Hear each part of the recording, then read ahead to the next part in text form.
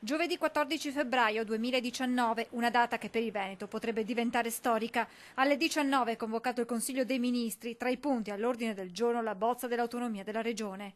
La conferma è arrivata direttamente dal Ministro Erika Stefani. Domani sera il Consiglio dei Ministri sarà un Consiglio dei Ministri molto importante, è la chiusura sicuramente della fase tecnica di questa lunghissima trattativa. Dunque con 24 ore d'anticipo il dossier arriva sul tavolo del governo, un documento che, stando ad alcune indiscrezioni, presenterebbe ancora dei nodi sui capitoli relativi a sanità, cultura, infrastrutture, ambiente. È già stato fatto presente da parte sia del Presidente Zaia che del Presidente Fontana, nonché di Bonaccini, che vi sono dei punti che se risolti porteranno alla firma. Occorre sciogliere questo nodo, sicuramente un nodo politico. Il passaggio in Consiglio dei Ministri di domani è fondamentale, siamo di fronte ad una riforma storica e come tutte le riforme storiche ha il suo giusto travaglio, ma noi siamo veneti, non ci fermiamo davanti a nulla, ha dichiarato il governatore Zaia, aggiungendo poi: Lega e 5 Stelle hanno sostenuto il referendum, sottoscritto l'autonomia nel contratto di governo e ribadito più volte che si farà. Sul piano tecnico c'è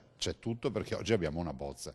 Ci sono dei punti sui quali non c'è ancora l'accordo, però io sono un inguaribile ottimista e penso che alla fine troveremo un accordo, anche perché non è una richiesta di Luca Zaia per quanto riguarda il Veneto, ma è una richiesta di 2.328.000 veneti. Rispetto al documento presentato dalla Regione ci sarebbero delle correzioni apportate dai ministeri chiave su più materie. Mancherebbe il via libera del Dicastero delle Finanze sul sistema di compartecipazione ai tributi e l'autonomia tributaria, frenata anche nel capitolo sanità, per cui la Regione potrebbe gestire l'assetto istituzionale e l'organizzazione ospedaliera, i neolaureati in corsia e i ticket. Per quanto riguarda invece le infrastrutture, il no dell'esecutivo potrebbe arrivare per la regionalizzazione di linee ferroviarie locali e per il finanziamento del TPL. Correzioni che potrebbero mettere in discussione la stessa intesa. È scritto in Costituzione che una regione può chiedere le 23 materie. Ricordiamo ai cittadini che in Costituzione c'è addirittura l'elenco delle 23 materie. Quindi noi abbiamo fatto un referendum per le 23 materie, continuiamo a chiedere le 23 materie, siamo a disposizione, però è un'intesa.